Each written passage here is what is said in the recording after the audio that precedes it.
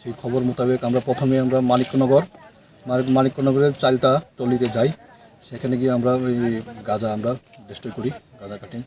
সঙ্গে ছিল আমাদের থানারই এসআই বিশ্বজিৎ দেববর্মা এবং আমাদের স্টাফ আছেন, এবং সঙ্গে আছেন আমাদের টিএসআর বাহিনী।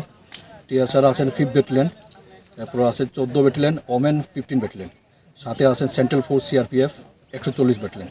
সবাইকে নিয়ে আমরা আসি প্রথমে এই মানিকনগরে, সেটা আমরা এবং সাথে আছে আমাদের ফরেস্ট ডিপার্টমেন্টের বক্সনগর ফরেস্ট ডিপার্টমেন্ট।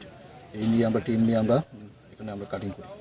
এখানে কাটিং করার পরে নেক্সটে আমরা আসি, এখানে বর্তমানে আমরা এখানে আছি সাউথ কলমছড়া আছি পাগলা টিলাতে।